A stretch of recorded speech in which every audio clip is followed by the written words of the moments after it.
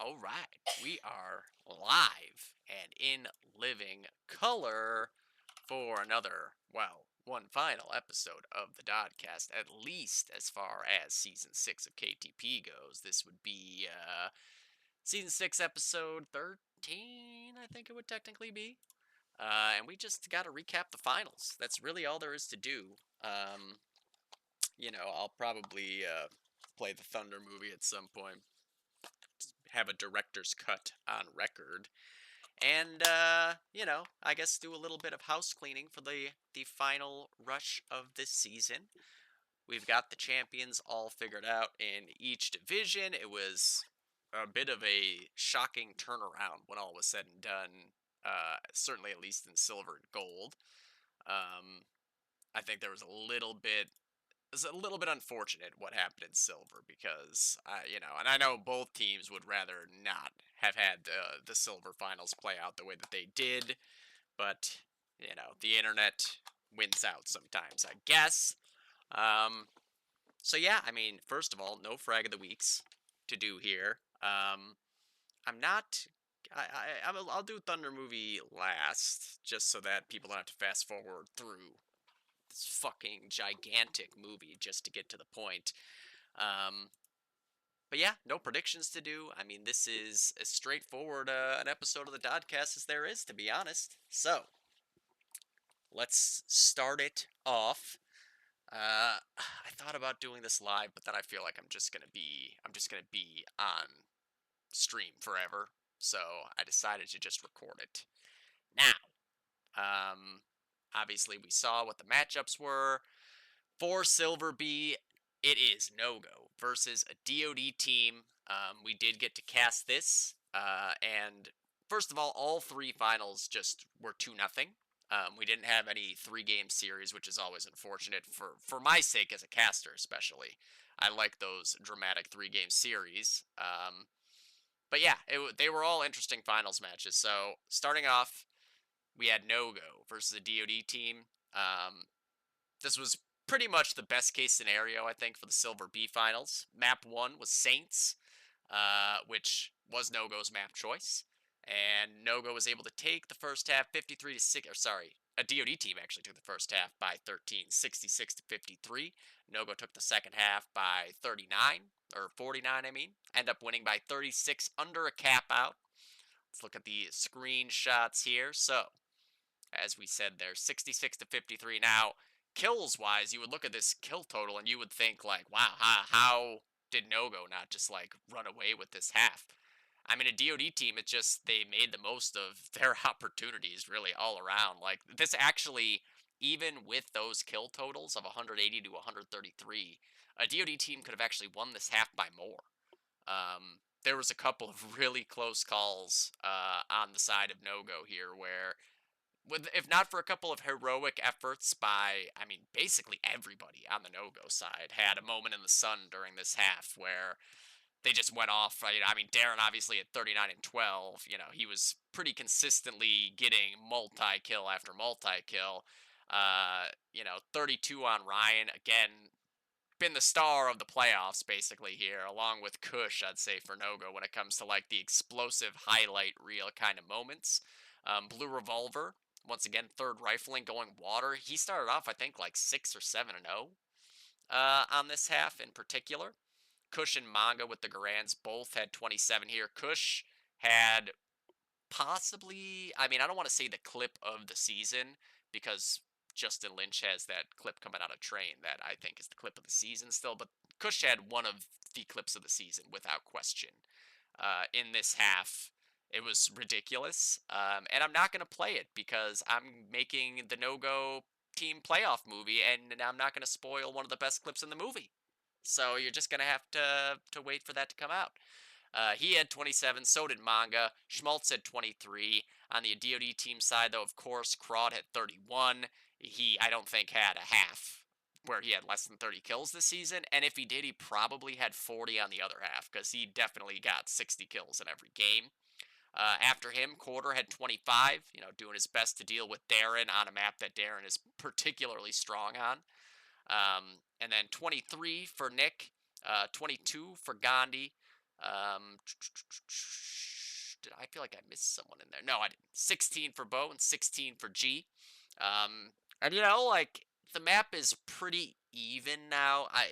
I would say it's more Axis sided than it is Allied sided, but I think it's generally pretty even. Like it really just comes down to how a team chooses to play on each given half here on Saints. Like I think overall, um, the changes really helped to bring things more to the center line on because it used to be severely allied sided. Like you look back at the finals from season 5 in gold between Bandits and Thunder, where it was just like who can control everything on allied side for longer. It was just so allied sided. Now this most recent update really brought things a lot closer back to the center line, and I would say just a little bit further onto the Axis side, which is okay. It's okay for a map to be sided, one-sided, as long as it's not too extreme. I mean, even then, like, there's plenty of maps in DoD history that have been extremely one-sided and are still fine. It's just, I think it's one of those things, too, where even if the map had stayed as it was, I think eventually players and teams would have figured out how to make it play a little more even. It's the same way things have happened on Harrington, on Lennon. Although Lennon, it was kind of a map change as well that helped bring it back to being a little more equal. But second half, no go on Axis side here, 87 to 38, 49-point victory there. Kills were a lot closer this time, just plus 23. On the no-go side, Kush with that car, 34. He had himself a hell of a series. Darren with 33. He had himself an MVP caliber series, which is what he got after all was said and done. Schmaltz, 29 kills on the Unter. Schmaltz on the Unter has been insane.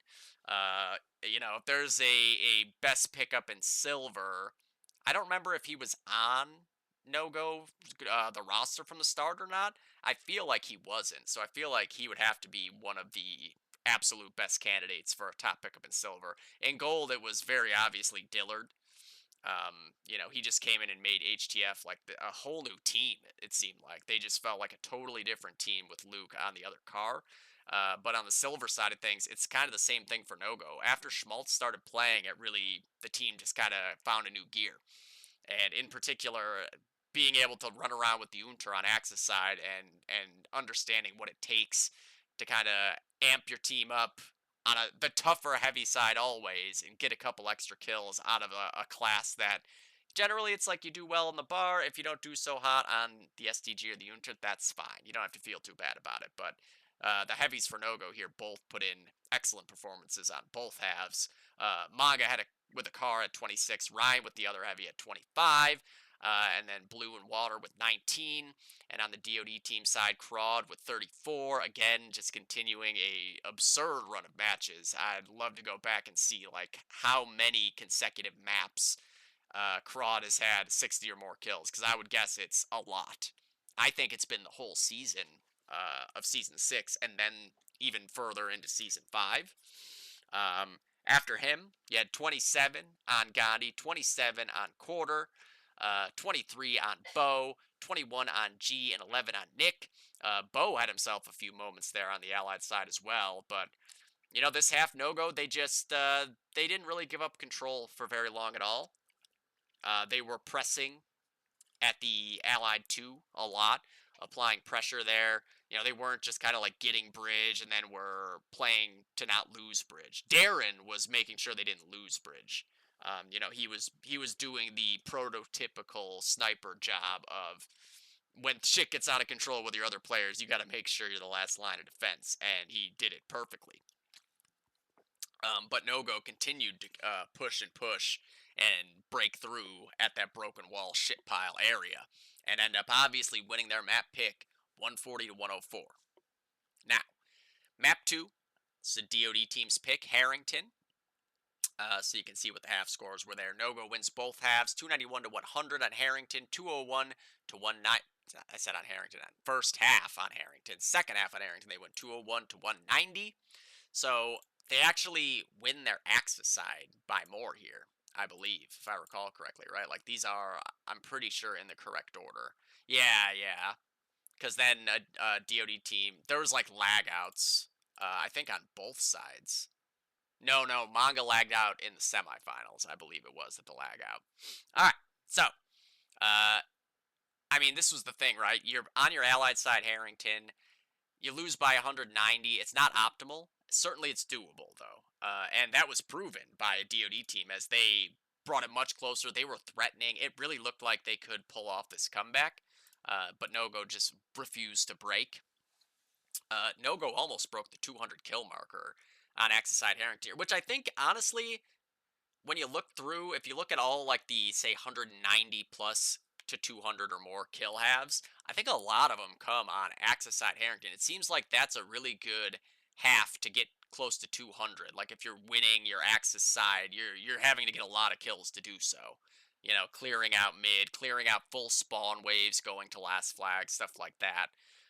But on the no-go side, 45 for Kush on the card. Just an insane Axis side again there. 43 for Schmaltz on the Unter. Again, very mobile and versatile, just all over the map with the Unter. Really making things difficult for a DoD team everywhere. You know, not just on the heavy side. Which obviously on the heavy side, very important because you're dealing with Crawd over there, and he is going to get 60 plus kills no matter what. If you don't have an answer for that, you're going to run into some serious trouble on a map like this. But Schmaltz with 43, that was the answer, right? 32 and 16 for Darren Axiside. That's a ridiculous Axiside sniper half on Harrington. 30 for Manga. He was the Car Mountain, and that is another big factor here for Nogo. Manga was really very reminiscent of what you see Rafinha do on the Axiside Mountain. Like, just a great job of control, of not letting the heavies with bars get too comfortable, of keeping mid-house kind of clear, right? Like you're that car, you can peek ladder, you can hit those shots, you can be nading into mid. That's car that's playing mountain and ladder swing position. They have a lot of work that they have to put in, and Manga did an exemplary job here on his Axis side. Blue Revolver going along alone with 29, Ryan with 14, and then on a DoD team side, Crawd with 34, Gandhi with 24, G and Quarter with 22, Bo with 17, Nick with 14, 191 point deficit after the first half of Harrington, but not quite out of it yet, as they really looked great throughout this Axis side. I mean, obviously, in isolation, losing your Axis side by 11 is like a victory on Harrington. Most of the time, you will feel that way. It's just, unfortunately, in this case, for a DoD team, they had lost their allied side by more than that.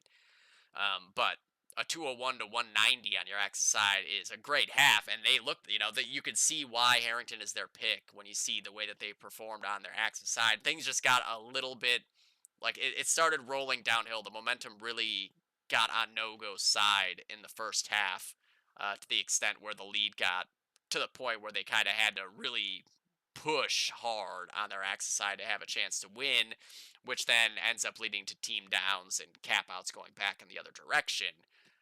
Which is really why this is a loss of a half. Like, I'm pretty sure they were winning for the majority of the half. They were just going to have to try to get another couple caps.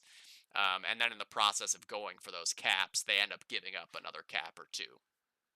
But on the no-go side of things, Darren, 36 and 16, again, just what was it, 39, 33, 32, and 36. You know, he had an average score of like 35 and 13 or something like that for the finals. MVP for sure. You know, in matches like the finals where it's extra stressful, your sniper needs to really be like a steady hand, and that is exactly what No-Go got from their sniper here. Then Manga with 34 on the Garand, Kush with 30 on the Garand, Twist with 26 on the bar, Schmaltz with 24 on the other bar, Blue with 21 on the last Garand, and on the DoD team side, Bo with 30, Crawd with 29, 23 for Nick, 21 for Quarter, 17 for G, no Gandhi on this screenshot. And No-Go are able to get their first ring in KTP. Twist is able to sort of break the spicy curse. You know, that would be what? Is that season 2, 3, 4, 5, or was it just 2, 3, 4, 5, and 6? So that's 5 straight finals that Ryan gets to. and he's able to get the ring here on No-Go. Obviously, No-Go, one of the absolute longest, if not the longest, tenured team left in DoD now, getting a championship. This was the matchup that made the most sense on the Silver B side of the finals, and it did not disappoint. Obviously the Harrington match looks like it's a little more of a blowout than I think it really was. Both maps were really relatively close. It's just No-Go were able to tack on a couple caps when a DoD team was sort of back against the wall and really could not afford to just like play for control anymore. It was either push and everyone die in the process or push and cap out. Like you just get to that point when you're down by too many points, you can't hang out anymore and just hope for the best. But yeah, it was a fun finals to cast as expected, and there's a bunch of movie clips. I think the No Go playoff team movie is gonna have some pretty insane shit just from the clips that I saw, like that I was able to catch on stream. So you can imagine that there's gonna be plenty of other ones mixed in there as well. But I know I caught numerous clips of Ryan on Harrington, on Lennon, just doing crazy, crazy shit. Schmaltz, same thing. Kush, that absolutely ridiculous Garand clip that he had on Saints. Just, I don't even know how to describe it.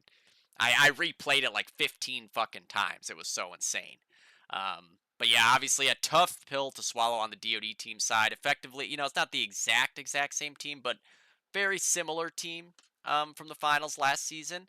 But this is a group of guys who I think just the more they play together, it continues to push them over that hump. Obviously, there's always question marks of what lineups will stick together from season to season, but I'd love to see both these teams continue to stick it out and improve as a lineup. But you never know, right? Uh, Not all teams are looking to play together for fucking 15 years or whatever. Sometimes it is just a one season thing, but big congrats to No-Go on the Silver B Championship for KTP Season 6. And, we'll get to see how they did it in a bit of a frag movie. All right, now moving on to the Silver A Finals. So this match has a little bit of a story to it, right? So Rafinha, obviously, like basically the MVP of Silver this season. His computer, I think, just like blew up basically shortly before this match. So then he had to play on his dad's computer. His computer was crashing.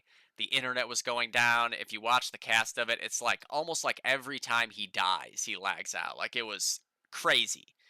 Um, so like you look at the screenshots, you're gonna see Rafinha is pretty much missing from most of them, and the one he's there. Okay, so he got that whole half in at least, and then he got that whole half in, and I think he got that whole half in, but certainly on this half, like he was just in and out, in and out, in and out, like it was all over the place.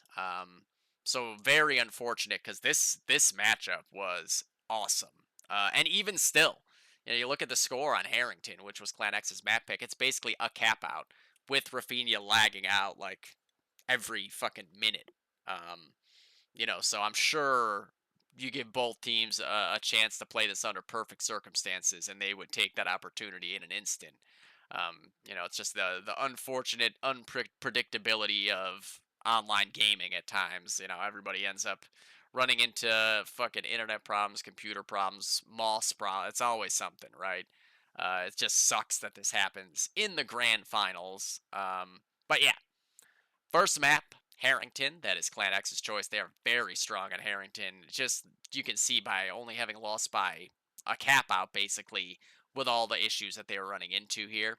So Allied side, they win it by 69 here. Kills were dead even, but obviously missing Rafinha. So realistically, okay, there's 194 deaths there on the SEC side. So Rafinha would have accounted for, say 30 something. I don't want to say 41 just because that's the difference, right? Like, you can't really account for like TKs, but you got to figure like 30, 35 at least. But yeah, so Bud with 44 on the bar. Of course, Bud been as rock solid, heavy as it gets. Soya with just a great performance in these finals, sniping 35 kills here on Allies. Nitrox with 31, Matt with 23, Lobaton with 20, and again, Rafinha with like 30 to 40 in that range. And on the SEC side, 34 for Riv taking the car mountain, which was really a key, I think, for this matchup was Riv on mountain both halves kind of establishing some dominance over that side of the map, the way that Rafinha will do on his axis side. And it kind of gives Riv the opportunity to just make that route his across both halves. That was 100% the right idea, having him car bar. He had 34. Corey had 32. And then 27 for Insight, 22 for Pibian, 20 for Hypnotic, 18 for 9.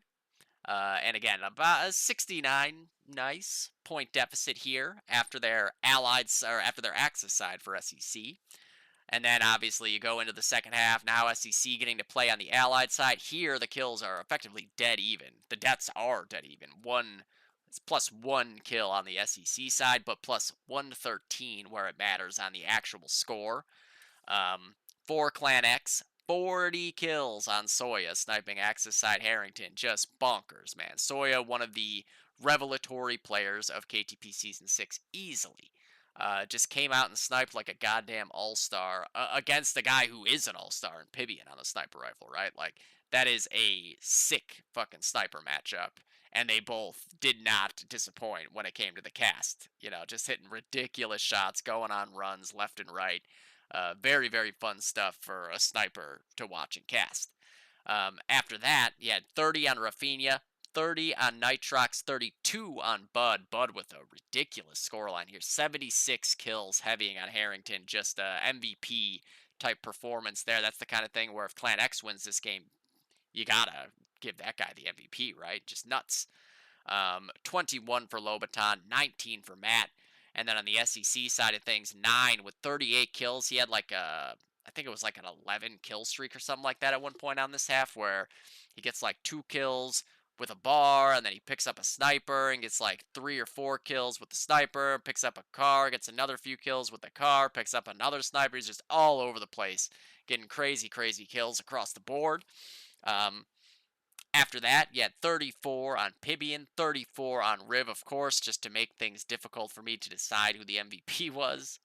Because in every SEC game, I can't decide who is the MVP between Pibian and Riv. And then Corey Price, again with 31 there, 24 for Insight, 12 for Hip. I talked about it all season. When Corey gets in that lineup, it really adds another like mega fragger to the team that it's just hard to account for, because he plays so aggressive as well that when things are going for him, like, it's really difficult to deal with for anybody. There's no answer for a play style like that when they're also hitting the majority of their shots. And so it's always fun to watch as well. But SEC able to steal the map pick of Clan X, right? So not an optimal start here for Clan X, obviously. Throwing in the lag out and everything like that. It's just deflating. Then they go on into Armory, which is the SEC map pick, and things just kind of fell off the rails eventually a bit here. So first half, the Axis side for SEC here, 162 to 43, kills plus 27 in favor of SEC. Riv with 40 kills here on the car. Pibian with 37 kills on the sniper. He's so good at this map, man. I honestly still don't. Like, I've had to snipe this map a couple times, and I don't understand it. Murderette I could snipe, but for some reason I just get wrecked on this map. Watching Pibian do it is crazy. 35 for Corey as well. So good at pushing up like through the back cave area on this half of this map. Just making life a living hell, getting up into that big garage, the back cave, up to the Allied first flag, really causing problems for Clan X in that area. And then you had 23 for Hip. He had a couple of movie clips, man, on this half in particular, just like fucking 3K STG spray downs left and right. And then Insight and 9 with 21 apiece. And then moving over to the Clan X side, Lobaton with 30, Rafinha with 28, Nitrox with 27, Bud with 24, Soya with 21, and Matt with 20. I think it was like, I want to say they got, was it 3 cap outs that they ended up with in total? I think it might have been 3 cap outs that SEC got in total. It was definitely at least 2. Um, there was back and forth for portion of it, but then when SEC really got things rolling, it's tough. Mentally, it's difficult in a situation like this where you just played your map pick, you had all these problems. It ends up being so close. The map pick gets stolen from you, then you're going to their map pick. They break you a little bit with a cap out. It's really tough to stay positive in that situation. Um, and as you'll see into the second half, like it just kind of, like I said, the wheels kind of fall off at this point. Like I think there was another lag out here as well. Things just got really unfortunate on the Clan X side, but 334 to 73 in this half, kills 165 to, it says 107, but I think it's something more like 125, 130 in that range. Not a 60 kill deficit by any standards. And SEC obviously capped out a bunch of times on this half. But on the SEC side, 46 for Riv. Good God, 86 kills in this game. Just ridiculous. I mean, obviously, when you have 46 kills, you're getting a whole lot of 3+ kill runs, and he sure fucking did that. Corey as well had a couple of nice fucking movie clips on this half. He ate 30 kills, Insight with 26, Pibian with 25, Nye and Hip with 19 apiece. And then on the Clan X side, Soya again with 35 on a tough fucking half to snipe, man. I really don't understand how these guys get the kills they do. It's like Axis side and Allied side Lennon for me. Like, I see guys get scores like this, and I'm like, I need to watch those demos and understand what it is that I'm doing wrong. But then Rafinha with 34, Bud 22, Met 16. We don't have the rest of the screenshots. And big congratulations to SEC getting that silver championship, killing the flawless season for Clan X in the finals. That's another thing too, right? Like, you haven't lost a map all season. That just adds another wrinkle of shit to have to deal with when you then lose that first map with so much external fucking circumstances that you just can't account for. You can't do anything about it. It sucks. It sucks for Clan X all around. And I know SEC felt like shit about it too, right? Like, that really puts a damper on like celebrating the win when there were so many crazy circumstances going on that were out of everybody's control. But in the end, season 6 Silver A champions are SEC.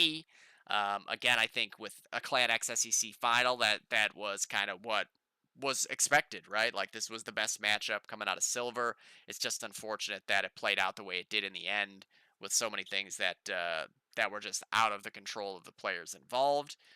But again, a couple of teams that you just, with Clan X, basically the core of the team in one form or another has continued to play together. I really hope they keep playing together.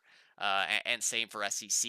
Again, the core of the team going back a few seasons now, like especially Nine and Riv have been heavy partners for, I think, at least 3 seasons here, and it shows.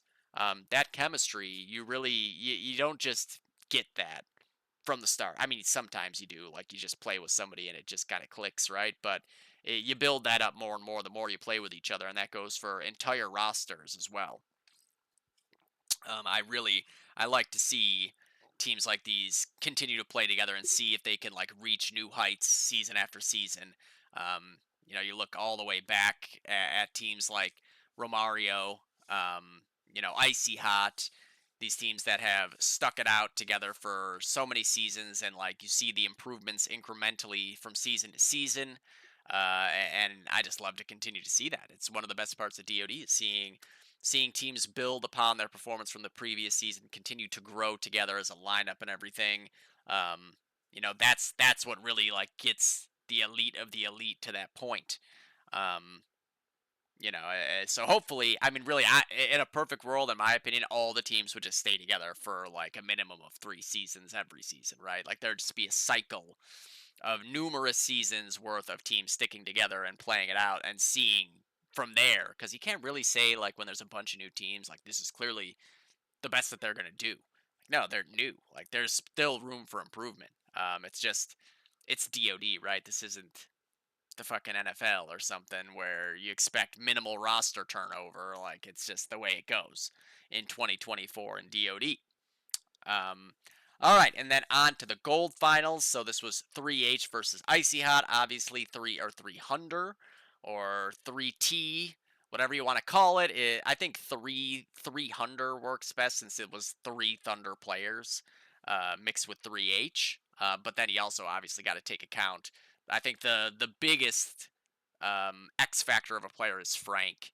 The fact that Frank played in this finals match, because man, he is just insane. It really seems to not matter how much or how little Frank plays. The guy is ridiculous. But so first map, Harrington. This is ICOT's pick. We started on Axis side, I think, so this would be first half, right? I believe, yeah, okay. So yeah, this is first half here. So Axis side Harrington, you can see here 3H wins by 7 points. And we actually broke 200 kills there. Again, Axis. It seems like winning Axis side Harrington is really the half to get 200 in a lot of instances. But the thing here, it was just kind of like we got mid first, and it's really, if an Axis team is able to get mid first and like establish some control over it, it makes it tough to get back into it, right? Like you need to kind of like I don't even know what the answer is. A lot of times it's just like the players missing their shots.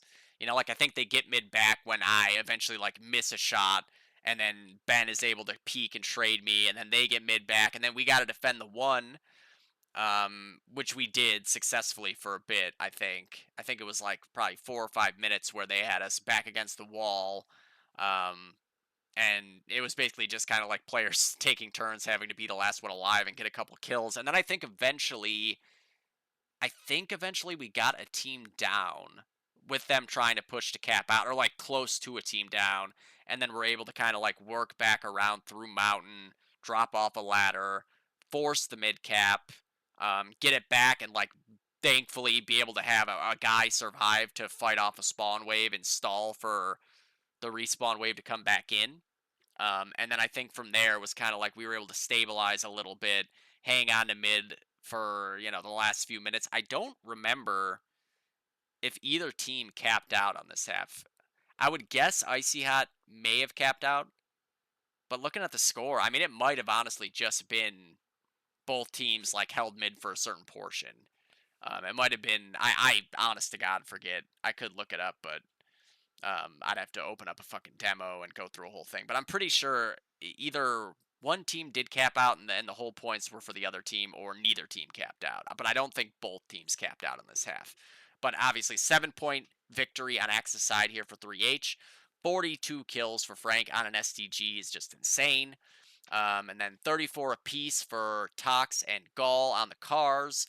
33 for me on the sniper. 30 for Jules on an STG. 28 for CK on the Stas. And on the ICS side of things, 29 for Sean on a Garand. 26 for Mitch on a bar. 26 for Jesse on a bar. 26 for Justin on a Garand. 22 for William on a Garand. And 21 for Ben on a sniper. And then into the second half here. So I think that we got 2 cap outs in this half. It might have just been the one. The Icy Hot is really tough to break through on, especially on this map. It's very reminiscent of like NSA and T3 on Harrington, where when they get down to their last flag, like it's almost just a matter of time before they reverse it on you. I think we got kind of like a ninja cap out of it, where a bunch of people pushed and died, and then when they started to push off their ones, somebody snuck in underneath them and got a cap out. So I think that was kind of really the big dagger in this map. And then after that point, it was kind of like they're gonna have to push because they got a cap to make up now. Like they can't just hold out anymore at this point. And I think we might have tacked on another one at that point. I'm not these games are. I was so sick for these games. Like I honestly barely remember a lot of it. But so again, almost 200 kills there, but that was more a product of the fact that Icy Hot like really had to try to push forward, so it made it, kind of like we just were able to sit and hold, and they had to walk into us. But on 3H, 41 kills for Toxinator with the Garand, 39 apiece for Jules and Frank with the bars. 25 for me on a sniper, 25 for Andrew on a Garand, and 23 for CK on the other Garand. And on the icy outside, William with 32 on a car, Justin with 32 on a Stas. Um, he was really getting a lot of kills with the Stas around our second flag. It felt like whenever I died and respawned, I was having to fight with Justin around the arch or around the plateau flag, and losing that fight more often than not. Sean with 27 on a car, Jesse with 26 on a heavy, Ben with 22 on the sniper, and Mitch with 15 on the heavy. 3H takes the first map, which, I mean, it's another thing, right? Where, like, you give up your map choice, it's always tough just to deal with in general. Um, and in particular, when the game is, like, close enough where it's just like, if we just didn't give up that one cap out, like, if one shot isn't missed, or one flag cap is there, whatever, one nade kills an extra guy, like, it's one of those things that it really makes it feel like a game of inches more than anything. I've been there in these exact, I mean, even on Harrington, losing that first map on a Harrington, like, it's tough. That map really can giveth and taketh away in particularly brutal fashion. Um, but, I think it really just, the game, even, like, what's the final score here? 258 to 139, so it's like 120. That's three cap outs, but it's not really three cap outs. Like I said, one of those caps, I believe, comes like way towards the end of the second half, where, similar to the DoD team and no go game, it was like they had to push and they get team wiped because they kind of just, like, it was just the way it goes. Like, you got to hit 6 miraculous shots in that situation, or the other team has to make a big mistake. But map 2, this was our pick, and it seems, I mean, if you had told me before KTP that versions of Thunder would be picking Lennon as their map pick in playoff series, I would have said you're insane, because I never would have. We've lost Lennon probably more than any other map throughout the history of Thunder. It would be close, I think, between Lennon and Harrington.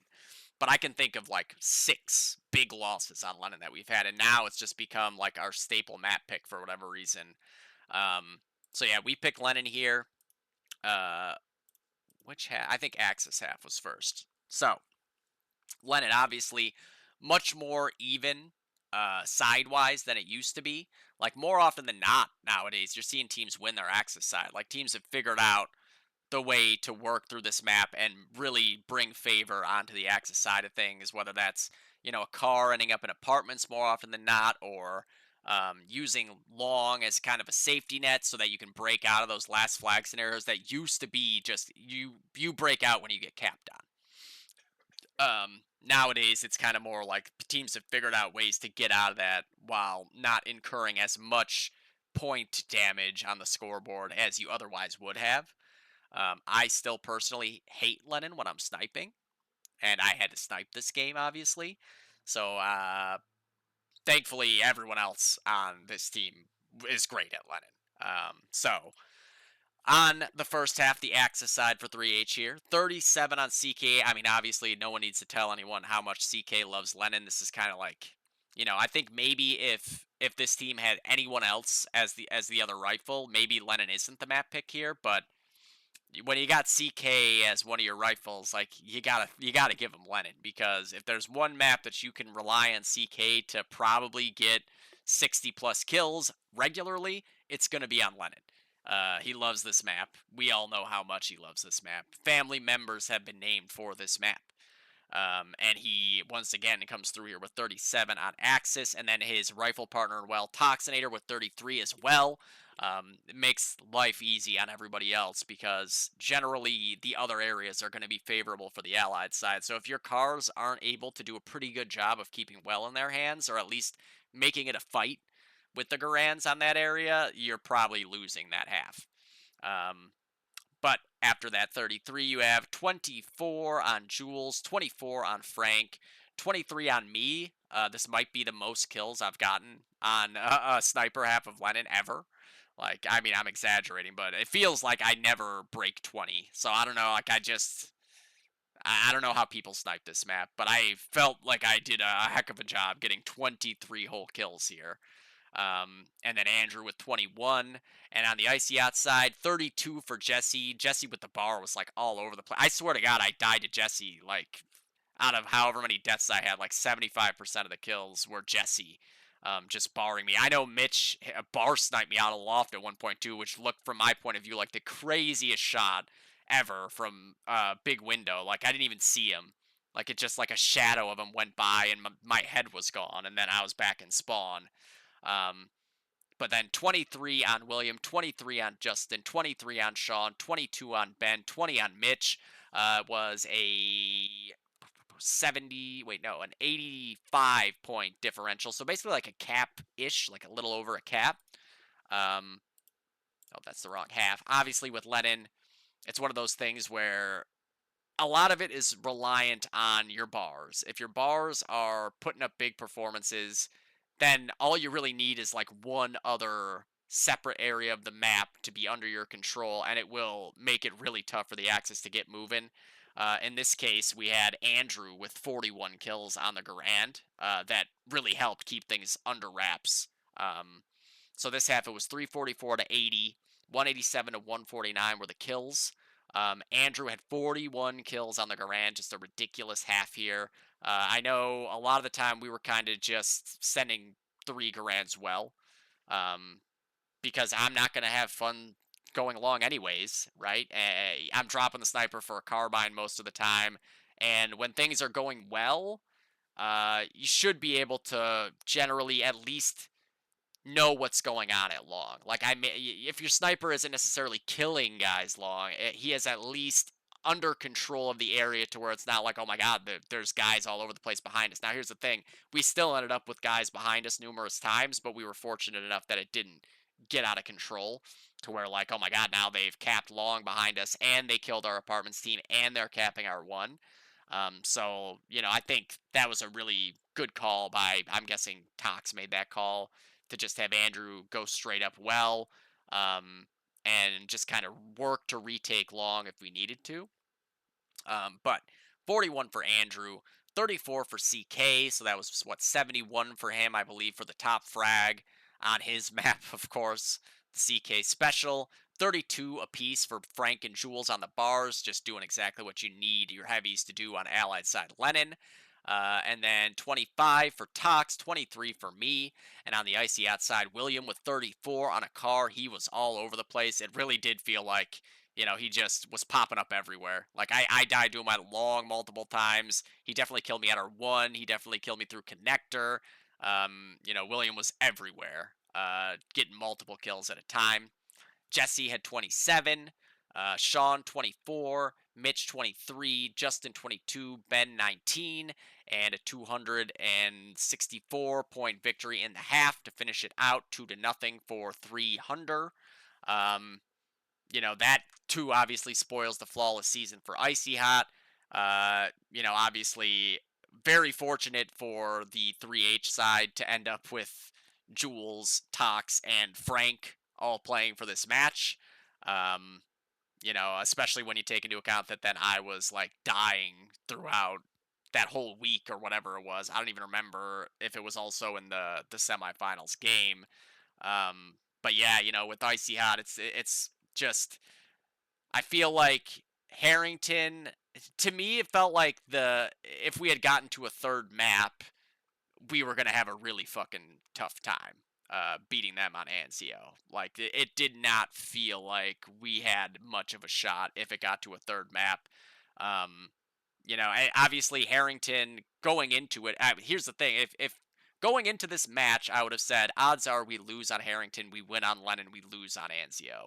So once we won on Harrington, it felt like we were probably safe, barring us just like really fucking up on Lennon. Um, so it was kind of one of those things where like it was a little bit, felt a little bit more relaxed once we were able to take Harrington, because they're so tough on that map. And we choke on Harrington just as me, Jules, and Tox in particular.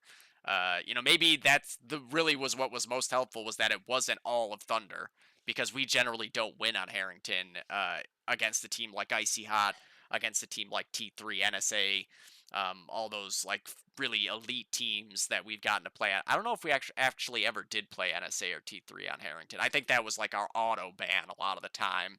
Um, what I don't even remember. Oh, I think we might have banned Armory. I actually probably can look. Where is it? Match alerts? Yeah. Okay, so Icy banned Saints, we banned Armory. Icy picks Harrington, we pick Lennon. We banned Thunder. Icy bans Railroad 2. Yeah, that makes a lot of sense. That's, yeah, it's pretty much what I'd expect. You don't want to play Icy Hot on Armory. They're so fucking good at that map. Um, Obviously, them banning Saints, we played them on Saints in the regular season, and it was not close. Um, but I think, obviously you're swapping out like half the team here for Tox, Jules, and Frank. It's kind of tough to account for that. And then Railroad 2. Thing is, like, I don't even know. Honestly, I think we would have lost to them on Railroad 2 as well. I think Anzio or Railroad 2 as a third map would have been heavily in favor of Icy Hot. Railroad 2 with Thunder, it's a map that we feel pretty confident on, but there was too much of a clash of roles, I think, with this team when it came to Railroad 2. I mean, you saw Dice fucking smoked us. I don't care what the final score says of that Dice game. We capped out, I think, 3 times when they were playing 5-on-6. Like, Dice smoked us on Railroad 2. I couldn't tell you ever in the history of me playing with versions of Thunder that we ever lost on Railroad 2 in that way. Like we lost a 3-point game, we lost to T3, we lost a 6-point game to T3. Games like that I remember, but I don't remember ever playing a Railroad 2 game with a team that's Thunder adjacent even and just feeling like we couldn't do anything. So I think Icy Out would have been able to beat us on that map as well. Really, the key was just not getting to a third bat. So fortunately, we were able to get pretty hard carried by like Frank and Jared and Jules on Harrington to get it done in 2. But yeah, hopefully, I mean, I really, really loved this season of Gold with how closely matched everybody was. Obviously, Icy Hot, up until this point, didn't lose a map. Um, but outside of that, if you take that completely out of the equation, all the other teams were just beating each other at all times. And obviously, Icy Out wasn't infallible. Like I know they kind of became like the villain of this season and stuff because they were undefeated and everything. But here's the thing, right? I think it's kind of important every season in DoD that there is a team like this. Like you need a team to shoot for.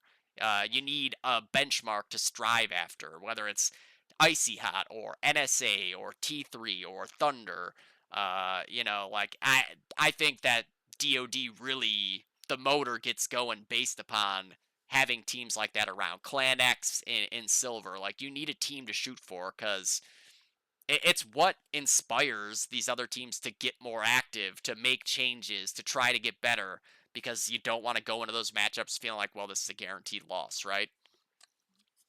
And we already know, and hopefully, I mean, I don't want to, I don't think I'm talking out of turn and saying like we got a team for sure coming back next season in G Skill, which I think will be a team like that. That teams are going to be, like you need to be fucking on your shit to beat a team like G Skill. Hopefully, Icy Hot is back as well.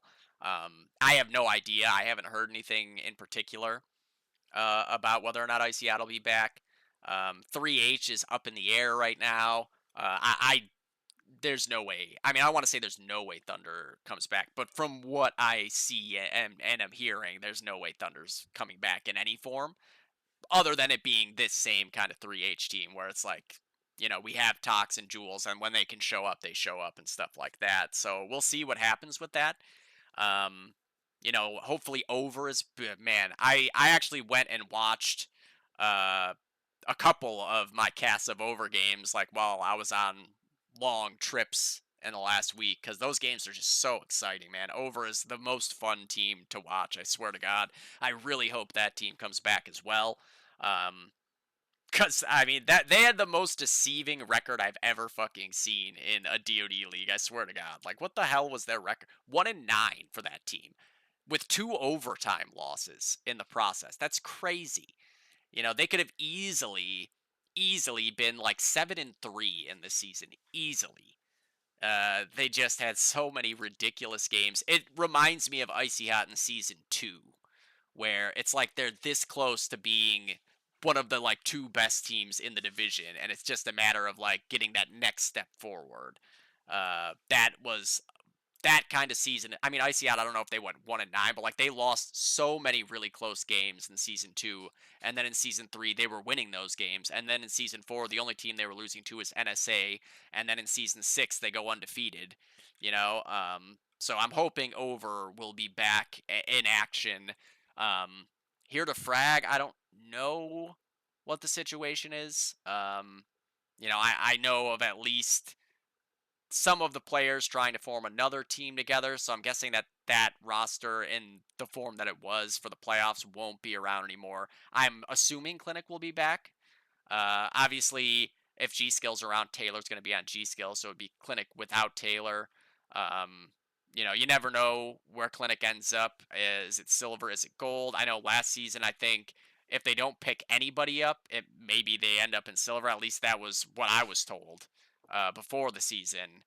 Does Clinic? But here's the thing with Clinic, right? Which is what I love about them. You go back to season 1, and at the beginning of season 1, like the first Dodcast episode I did, Clinic was saying they want to be put in gold, right? So like these guys are not like they're not saying like God put us in silver because we really want to go fucking win every match in silver, right? Like it's just that they've been the most benchmark team between silver and gold. Like they are the perfect team to kind of like tell you exactly where everybody's at. Like they win gold or they win silver one season, they go, like 500 in gold, then they go back down to silver, they go undefeated up until I think the semifinals, then they're back in gold, they go about 500, right? Like they can beat they are basically this close to beating every team in gold. It's just another team that I love watching them play. They're so much fun to play, and whichever division they end up in, they are going to be that fun to play. I assume Clinic will be back in one form or another, right? Like these guys are like Thunder, where if they're playing, it's because they're playing together. Um, and then Dice, I know it's not looking super likely that Dice sticks around, which is another unfortunate one because that's another team where you give them another season together, like they might be the undefeated team next season. They were scary, scary, every step of the way. Like playing in the semifinals against them, it was one of the scarier best of threes that I have a memory of playing in. Such a tough team. It's really unfortunate that they're probably not going to be playing together again. And yeah, I think that's all the gold teams. Let me bust out the stats here one last time because we've got those boys working hard on our stats. I need to move this stupid fucking thing here. So playoff. Okay, that's like the overall regular. Okay, so there's the playoff awards. So on the silver B side of things, Nicholson ends up with the MVP. Silver A, it's Riv, and then in gold, it's Toxinator. I think that's pretty reasonable, right? You bring in Toxinator. That was like you could say Frank as well, but I think because Frank only really played in the finals, it's a lot harder to make the case for that, right? So I think that's pretty reasonable when it comes down to like the most valuable player, right? Like what player, whether you have him or don't, makes the most difference. I think that's the right call. Okay, and then we have the flaggers. Blue Revolver is both the average and overall. King Yo is the average for silver A. Insight the overall. Justin the average for gold, and I am overall, which is kind of weird. I feel like I don't just because well, I guess I wasn't sniping really up until the finals, so that's more or less why. And then you're sniping in the finals. You're playing Harrington in a back and forth game, right? If you're playing Harrington and it's a blowout game, you're not getting mid that much. But if you're playing Harrington in a back and forth game and you're going middle, you're getting more flags. And then going long on Lennon, which is going back and forth over and over again. That kind of explains that. And then on the fragger side of things, Svelty for Silver B had a crazy, I guess he would have played one series, 77 and a half kills per half or per game is insane. And then, not surprising at all, Drew Crawd with 276 kills, nuts. In the Silver A side, almost 75 kills per game for Riv, almost 300 overall for him there. And then on the gold side of things, Tox with 65 kills there per game, 457 overall. We played a lot of maps. Um, so I guess we technically just played because we were in the bottom half, so we had to play the quarterfinals to begin with. Then we played the full 3 in the semis against Dice, and then we played 2 maps in the finals. Yeah, so we might have had the most map played out of anyone. That's probably more or less why I'm at 117 flags. Like, let me see here. Flags per half, where am I? 8.4 matches. There you go, matches. So we had 7. Who had 5? Matt had 5. He's on our team. So Matt on our team, who didn't play in the finals, actually had more matches than anybody else. That is really what the big difference maker is there when it comes to me having the most flags. Because in the actual average, like 8.4, I guess I'm still like second in this qualified area. I don't know. I don't know why I'm focusing on this. I was just surprised to see my name there in the flags. But continuing onward and upward. Most flags in a single game, Blue with 33. Blue playing off the sniper class for, I'd say, probably the first time in his career. Been very impressive. King Yo with 28. Carpenter and Stamp with 31 on Lennon. Flags in a series, Blue with 58, King Yo with 46, Carpenter with 54 in the quarters against HTF. Kills in a game, Svelty with 79 on Railroad, Riv with 86 in the finals there on Armory, and William Sick Blackwell with 88 in that Harrington game. If you're not already subscribed to the DoD Community Media channel on YouTube, you really should be. That demo is up there right now. Of Riv getting 88 kills at Harrington. I thank so much to Milo and Timo and anybody else that's helping with that channel, because that'll be very nice for now and for the future, just having that for posterity's sake. And then kills in a total series, Nicholson in the finals, 147. That's your finals MVP. Riv with 154 in the finals, your finals MVP. And Toxinator with 201 in the semis. I don't know if he was the semis MVP, but probably if he had 201 kills in a 3-map series, that's like 37 kills. No, that's not good math. That's like 60, 70, not 70, 67 kills per game. And then highest KD in a game, Nicholson, 277 in the finals on Saints. Milo on Silver A with 214 in that Harrington game when he had that insane 13 kill streak or whatever on Axis side Harrington. 2.14. Ben on Harrington with the 197 against HTF. And then highest KD in a total series, Nicholson for the finals, almost shooting up to 2.5 KD. That's nuts. Milo in that same series, nearly 2, and Ben in the semis with nearly 2 as well. The best 6 by class here in the overall rating. In Silver B, your all playoffs team, I guess would be the way to call it. Darren at 146 on the sniper. Blue at 114 on, I guess that would be the third or utility, technically. Call it utility, because Riv is not a third, but he did play multiple classes. So this is the utility class. Blue is there. Drew, of course. I was going to say, of course. Crod, of course, 134. Schmaltz on the other heavy at 1-3. Svelty on one rifle at 139, and Mand on the other at 125. And then on the Silver A side of things, Milo 155 on the sniper, Riv on the utility at 148. Colin at 126 on a heavy with Bud at 119, and then Rafinha and Chi 125 and 124. And then on to gold, me on the sniper at 118. She asked me what class I should be here, and we decided it was just easier to call me a sniper because I literally played every class in the playoffs.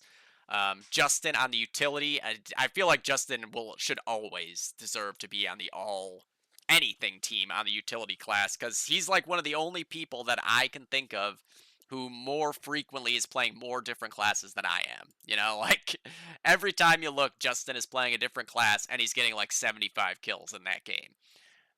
Then Ryan on one heavy, Jules on another heavy, Tox on one car, Sick on the other car.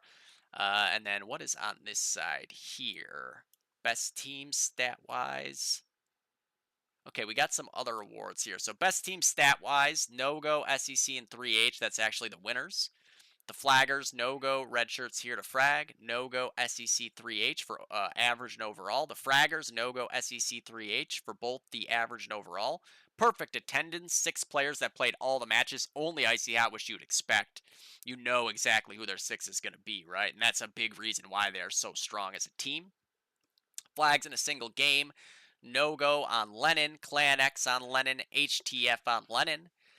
And then flags in a series, no go in the semis, Clan X in the semis, 3H in the semis, because we played 3 maps there. That's mainly why.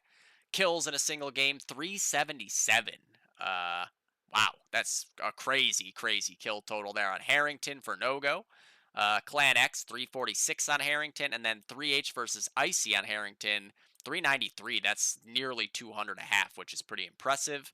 Kills in a series, no go in the finals, 710. SEC in the finals, 668. And 3H in the semis, again, because we played 3 maps. Highest KD, 125 for no go. Clan X, 118.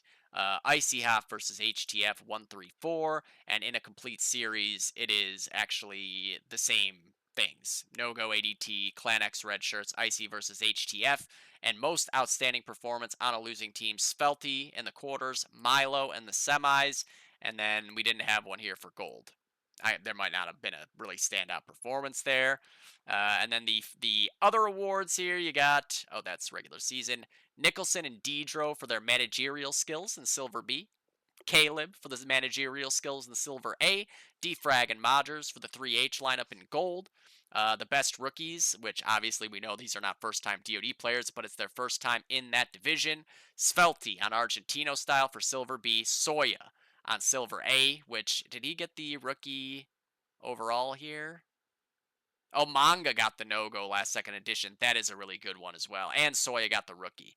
That is a really good point. I forgot Manga was a late edition coming over from, I forget which team he was on before that. Was he on the Wickeds, maybe? Sorry, got sidetracked. 'Cause I wanted to check that Soya was listed as the best rookie for silver for both, which he was. And Asani, of course, for Dice in gold in his debut in gold. He answered any questions anybody had with just authority. I think he was averaging over 60 kills a game in gold. Had no problem making the transition to the slightly, slower play style that is in gold, because that's just the way shit goes, right?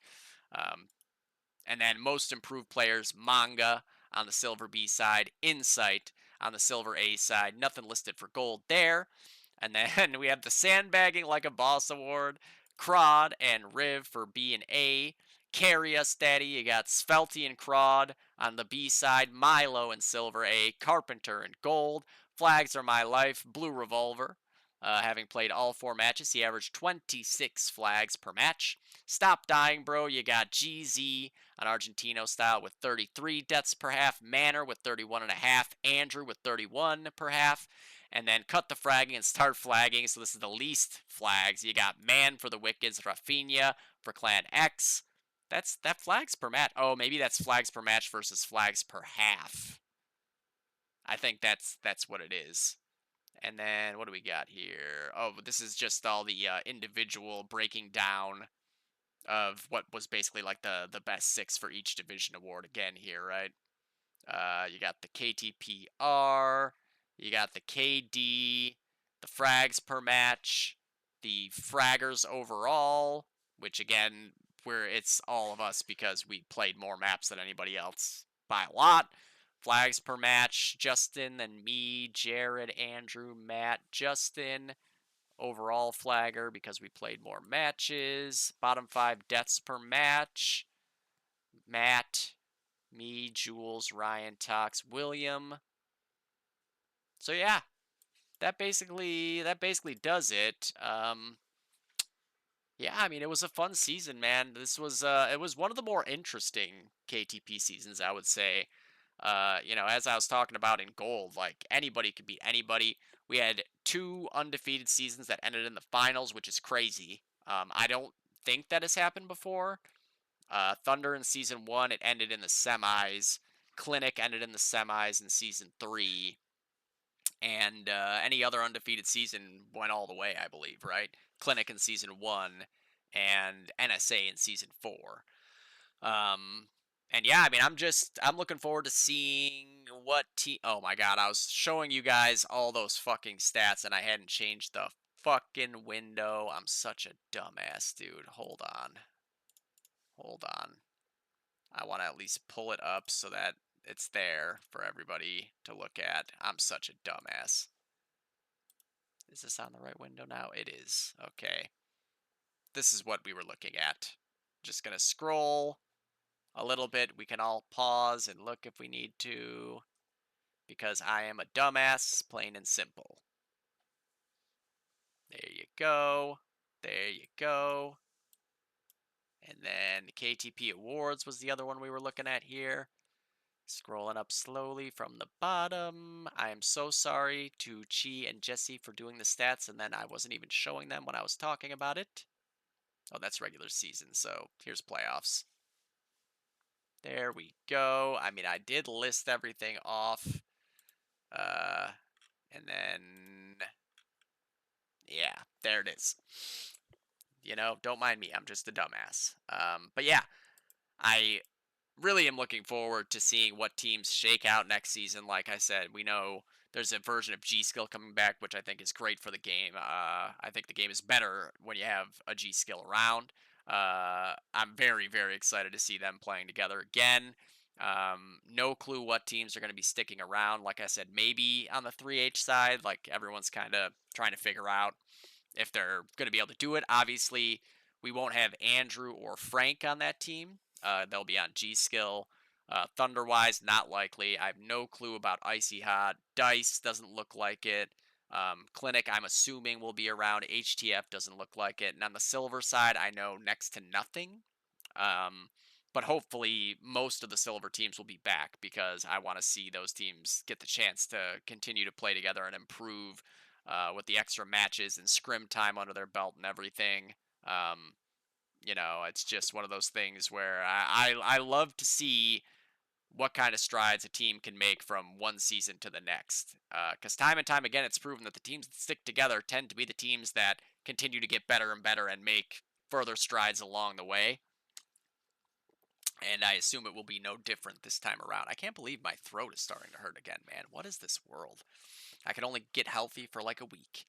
And then, yeah, I mean, this is not the last episode of the Dodcast, let's be clear. And I have some plans for streams to do. I think I talked a little bit about the one like Corey Price was talking about, like watching some demos. We obviously have a nice big cache of demos now up on YouTube that we can go through, we can analyze, we can compare, because Corey has an old demo at least. I saw Mitch had a demo uploaded from the 5.5 men's season playing against us back then, which is amazing. I would love to see a more recent demo of him go up and then be able to compare and contrast between the two, because I think that's a good idea for a stream to do. Oh yeah, there's an Illusion demo up somewhere. Is there? It's not yet, but there will be. An Illusion demo of somebody getting like 30 something kills on it. So there will be one demo of Illusion. And yeah, we can, do shit like that. I wish there was an easier way for me to be able to like go through and say like this is the best shot of the year, this is the best streak of the year. Like I can remember a bunch of them, and I can tell you right now, best streak of the season. I don't want to say year, because then I'd have to go back and go like what happened in season 5 during this year. But Justin Lynch railroad streak is easily the streak of the year. I can play that at least. Hold on. Oh, shut up, Corey. Just shut your mouth. Let's see here. How can I do this? Highlights, videos, all videos. Maybe if I go there and then I go sort by date. Okay. And then we need clips. I want clips. Son of a biscuit. Clips. There we go. Top in the last top in the last 30 days. How about that? There we go. Okay, so we actually have a couple things here. What's this? One, but a good trade there. Two more guys coming this way. Pibian at the bottom of mid now with the sniper, able to find one more. 28 kills for Pibian. Oh, what a shot by Pibian! Oh my god, Pibian! An absolutely obscene 3K there. He's able to hit the pre-fire on the guy double doors, and then... That's a ridiculous clip. I mean, that's such Pibian stuff, man. I swear to God, every time I cast a game with Pibian, he's doing things like that. Okay, so then where is the other one? I guess this is only in the last 30 days. I feel like that should be recent enough for Justin's clip to be in here, but I'm not seeing it. Wow,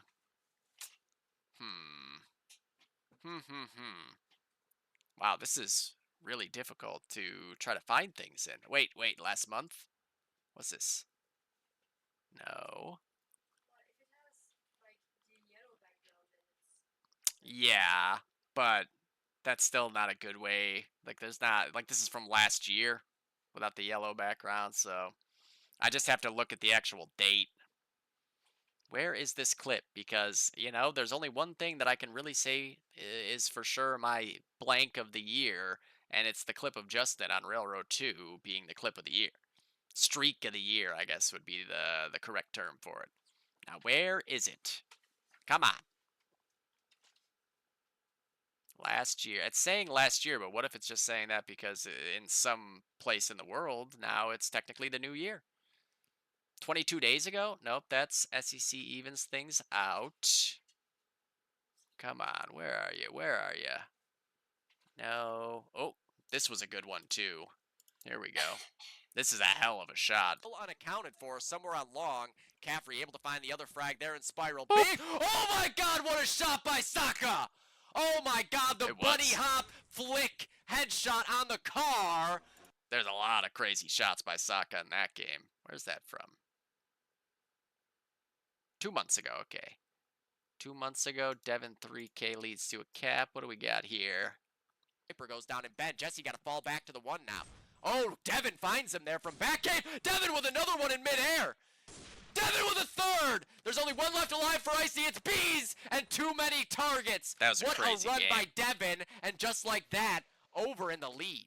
That was a crazy, again, talking about over, like, really putting Icy Hot in a tough spot there over winning their Axis side of Lennon. Icy Hot obviously came back and won the game, but that was another crazy fucking over game because all their games are crazy.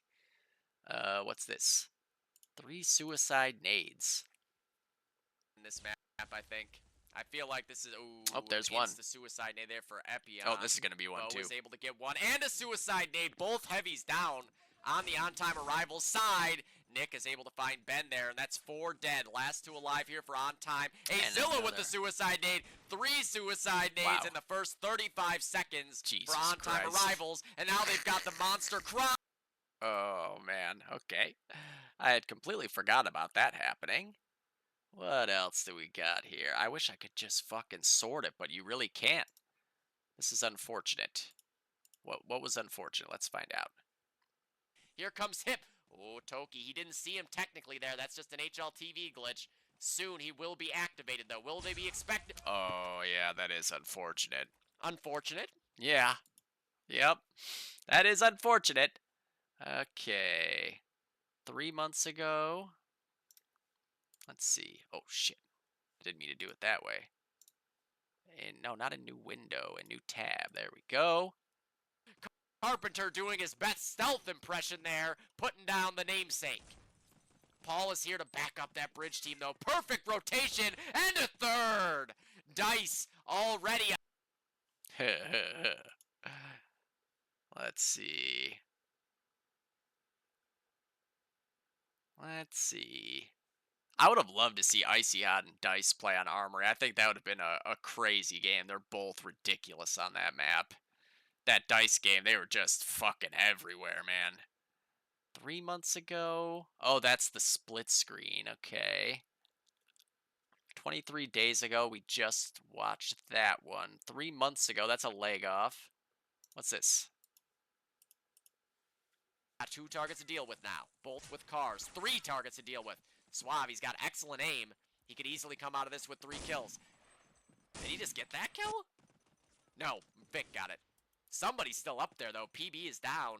Stamp pushed up long. Oh, Vic coming with a nade for blue. I think I know what happens. There it goes. Big nade kill. Stark goes down, but Stamp with a double kill there on the Axis Allied side of long. Ryan with another one, and it's all on Tom now. Ryan's going hunting for him. Oh, well, Ryan, you did not do a good job of clipping that clip, bro. Bro. I know this clip is made. I know this clip is made. Where is it? 3 months ago. What's this? Bridge Boy. Haha, Darren, I just saw that. Lost without a bridge. Speak of the devil, he's here spotting that lower push. Life was able to get Caffrey after another multi-kill by Caffrey. Oh, what a flick by Asani. Lightning. Oh my god, Asani. Jesus. Back-to-back obscene flicks. Looking That like is Anna from perfect earlier. timing there. right Johnny there. on the spot. Darren talking about him being lost without a bridge, and then he hits those shots immediately, as if he could see the chat, and Darren talking shit. That's fucking hilarious. Oh, what's this? 1 month ago? Let's see. Feeling the heat. Alapex insta-traded by Azilla. Oh, they got a little over antsy, I think, there.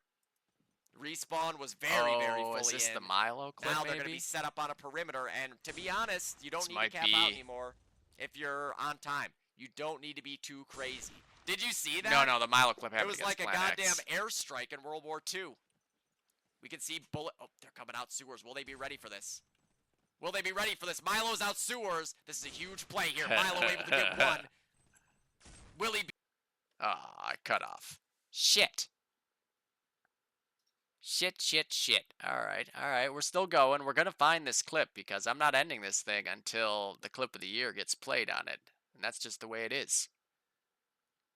I mean, it is unbelievable that this is 15 days ago. Corey White. 6 and 2. They've definitely got Mountain on lock. But Oh. mid still up for grabs here. Corey trying to find this guy who slipped the defenses in mid. Oh, what a shot for Corey there on Lobaton. Got him through the sprites, and a third for Corey Price. Oh. And a fourth. And a fifth for Corey. Jesus. What a run for Corey. He's still alive. That's one of the fucking better clips of the year, too, to be honest. Holy shit. Okay, now I'm worried I'm going to start spoiling people's movies if I don't find this thing soon. Fuck. There's no good way to... It's Justin on Railroad 2, but the odds of it being named anything that you'd ever be able to find, it's like most of these clips are just named whatever the video it was from is. Come on, I know it's made. Yeah, it's on Twitch. Where'd you go?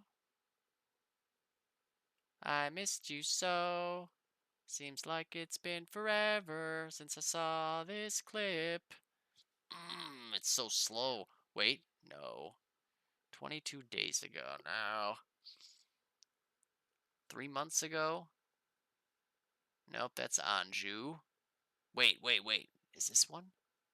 No, that's on Rail Yard. Maybe. I did sort it by 30 days, and it wasn't in there. This is crazy. Like, why is it such a shit fucking system to be able to find a clip on my own channel? Oh, whoops. Alright. Where is it actually highlighting here? I don't see anything highlighted. Like, it's saying that it's finding clips for me, but I don't actually see them. Oh. Wait a minute. I think... Shit.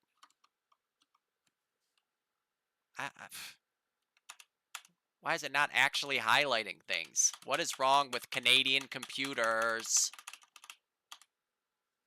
Nothing is highlighted. I mean, this is just... I think I got it. Do you? Is it with the car 98 on the stairs? Yeah, probably. Yeah, I have it. Where is it? You don't know? It's called Justin Insane Street. 1 month ago by Hilliard. Oh, I found it. You're welcome. I found it myself with no one's help. Here we go, the clip of the year. And the main point of concern for HTF is this one right here. Justin's got one, swing and a miss, but he hits the headshot on Stark. And Justin Lynch, he's got eyes out of third, he's got three. Justin now, he's in a real good spot here to go for four. There it is! Oh my god, this guy's a savage. Justin with a fifth as well. He's got the flag, he's still alive. 10 HP on Justin Lynch, 5 kills to his name. He wants 6, he's got it too. Justin, will he be able to get 7 here in an absolutely legendary clip here at the last flag of the Axis? Will he be able to get 7? He didn't get 7. Justin's still alive, he's got 8.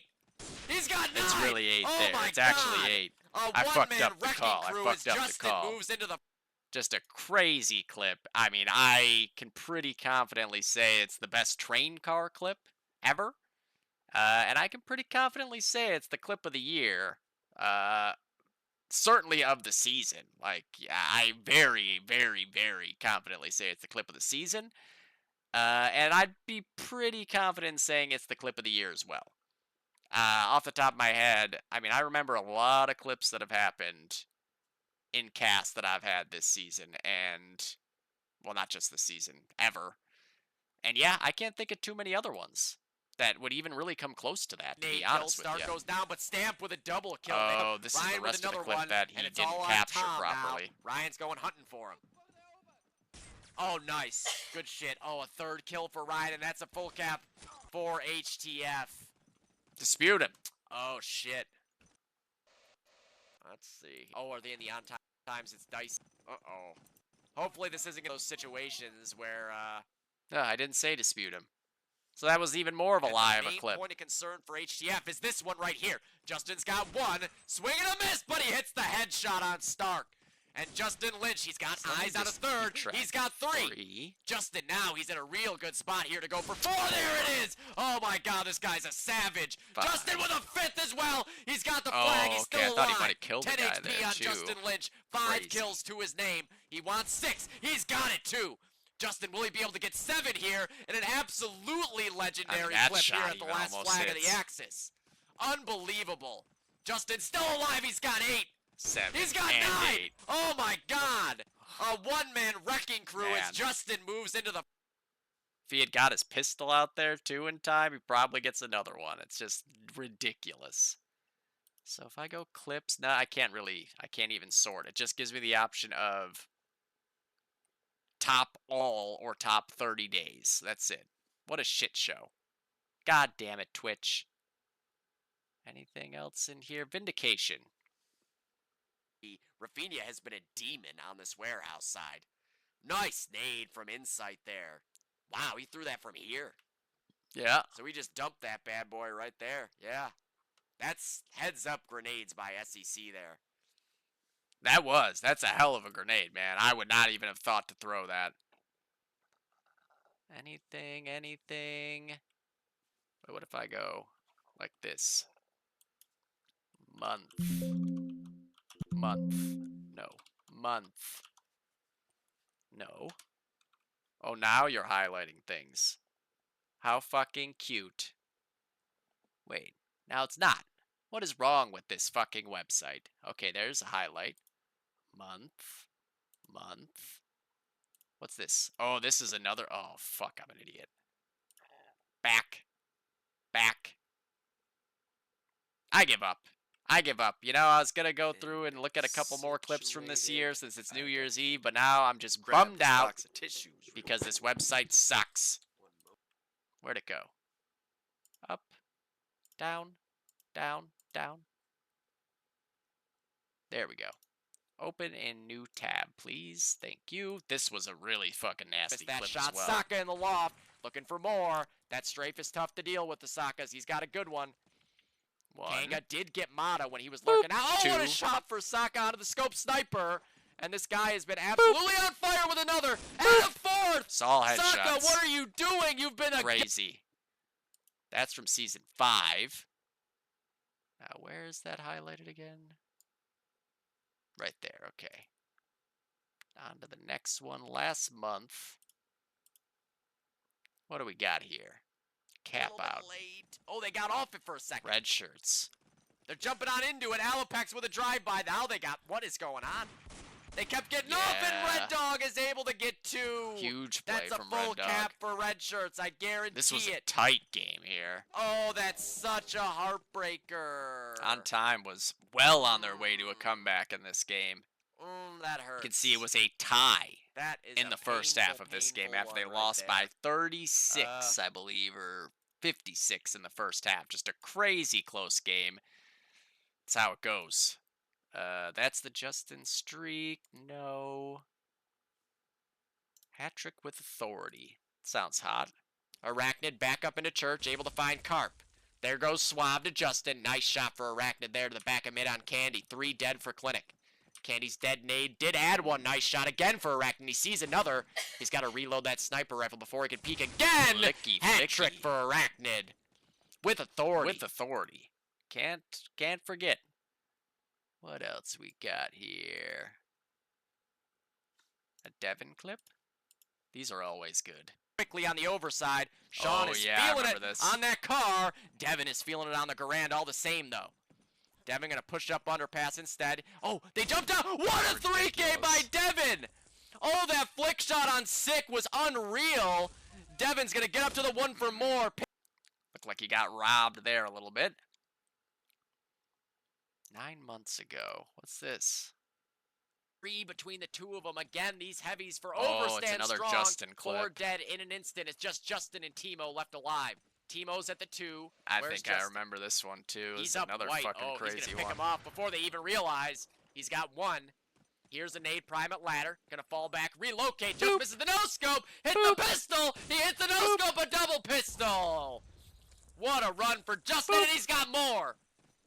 Just the absolute villainy out of Justin Lynch here. Taking out. Okay.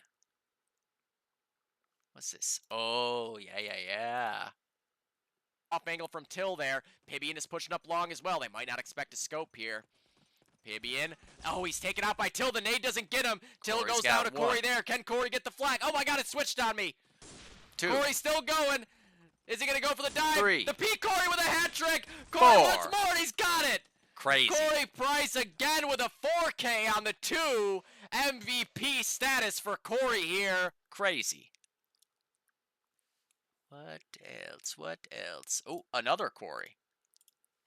When Corey's in the game, man, Corey's he's spamming doing away. shit. Caffrey goes down. That's a streak Oh, cap here for yeah. Mafia. I remember this too.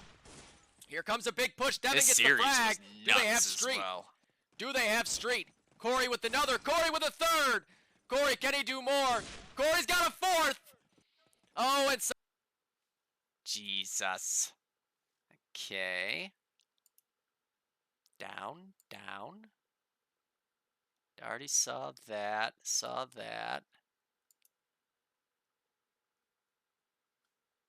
What's this? let's give themselves up here. Matt on the overhang, Oh, gonna I head think up it's to a the bunker Bud or clip. the underpass windows, and Yeah. Bud with another 2K there. Bud is cooking now. The jump peek, no one peeking just yet, but Bud with another multi-kill for Bud. What? Fucking spray transfer machine. Okay. What else? Oh, geez, there's a bunch of them now. Fuck. There's this one. Very quick team down situation to lose it. Caleb gonna get 1 and 2 Oh, Saab and a versus 3rd. Goose. He was prone, but who cares? 3 kills is 3 kills, and that will prevent any further ticks from going off at the 2 He for now. almost aces as well. And a pre-fire for 4. the 4th. Nicely done. 5. Caleb with a 5th. Caleb's looking for the ace. He knows he's on for it. You see him going hustling out for that car. Not sure who the last Where's guy the is last or guy where he lined is. up? Let's see. Who was it? Bromley. He's Bromley. at the back of crack. Caleb with the opportunity. And No. it gets stolen. Oh, nightmare. Stealing the ace. I think he didn't hear the I got footsteps coming TK'd just for yet. that in a comp the Arachnid other still day. protecting mid. Gall goes down to a CK nade. Double Agent CK is able to bring one back to even that number. No, I Uh-oh, TK'd. Arachnid Oh, gets some caught on a random ladder. guy. He is able to get a shot off. We were only back playing of with mid, 4, trying to so find the some angle. random Vic with dude, 2. and Vic, I almost almost got the died. third. Nice Like, I had to no-scope kill from the guy. Arachnid. He's going to have to do another one. A shot by You want Arachnid. the ace, you know, don't let the 3 guy kills almost for kill me Arachnid first. there up in loft. It was a looking 2-on-1. really swift. He's He up to was 23. looking really swift. And then...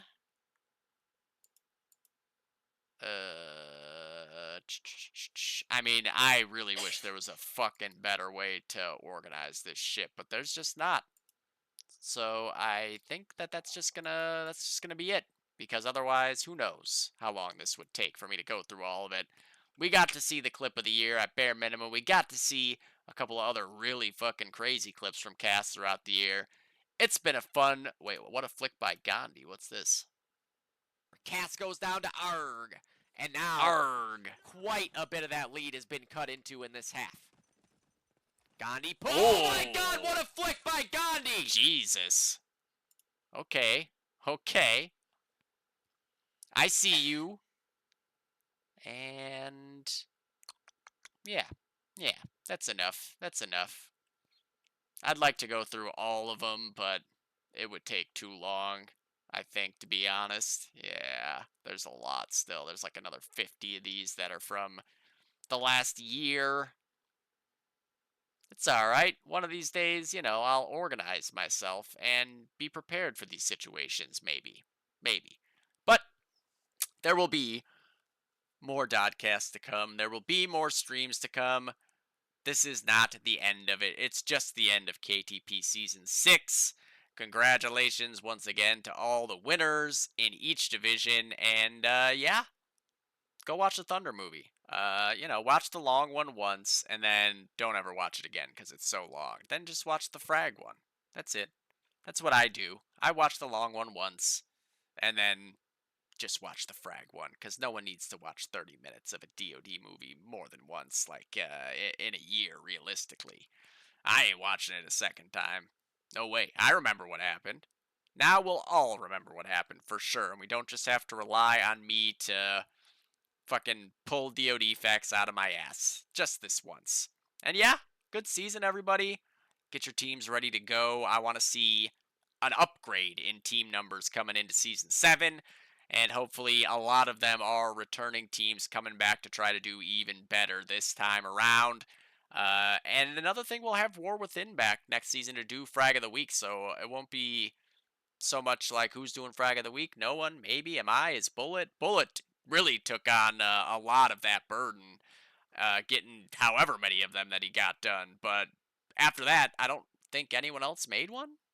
I think it was really just Bullet taking the reins for a few of those weeks there. I was thinking about it, and then I was sick as fuck, so there's no way I was going to be able to do it in time for the playoffs, sadly, because I know there were some crazy clips. But, yeah, Happy New Year, everyone. It's almost 2025.